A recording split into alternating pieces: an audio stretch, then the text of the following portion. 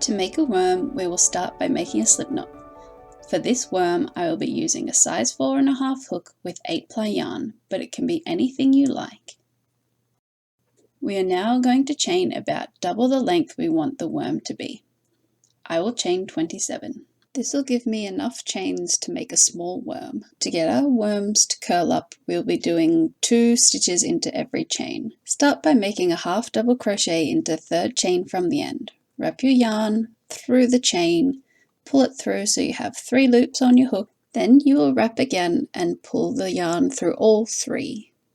What we're now going to do is we're going to do a second half double crochet into the exact same stitch. Wrap your yarn through the chain, pull it through so you have 3 loops on your hook, then you wrap it again and pull it through all 3 loops. We're going to now do the same into the next chain. Wrap your yarn through the chain.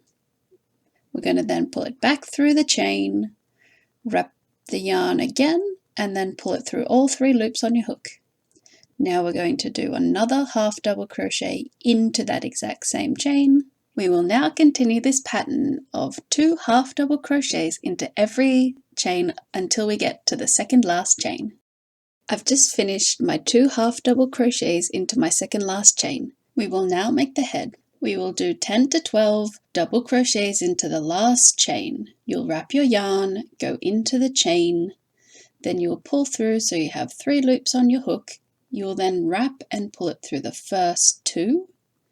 Then you will wrap again and pull it through the final 2 on your hook. Continue to do double crochet into the last chain until you make a circle. This will be about 10 to 12 double crochet. I've now done 12 double crochet into the head, and we need to join the head with a slip stitch. Locate a stitch at the base of the head. It doesn't have to be a specific stitch, as long as it's at the base of the head and will keep your work nice and secure. And insert your hook into that stitch. You will wrap your yarn around your hook and you will pull it through the stitch, then straight through the loop on your hook.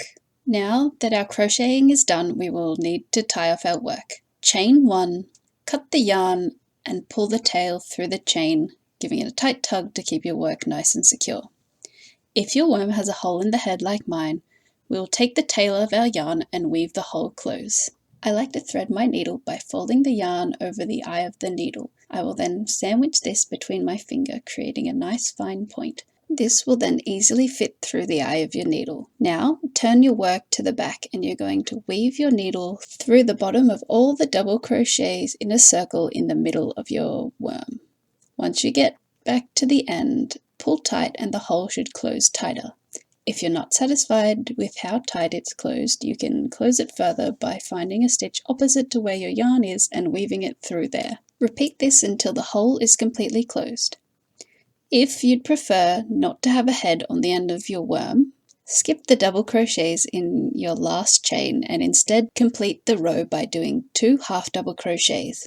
Once you're finished closing the hole, tie off a knot and weave the ends of your yarn in to finish off the worm.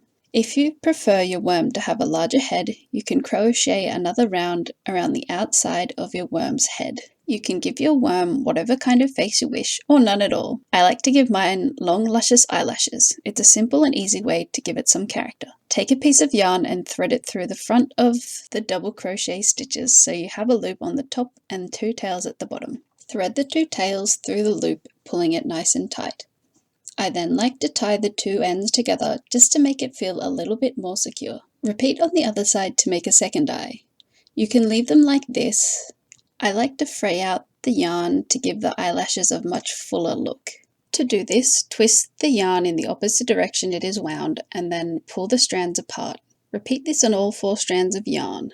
Once you've finished fluffing out the eyelashes, all you have to do is cut it to the desired length and you've finished your worm. Good job!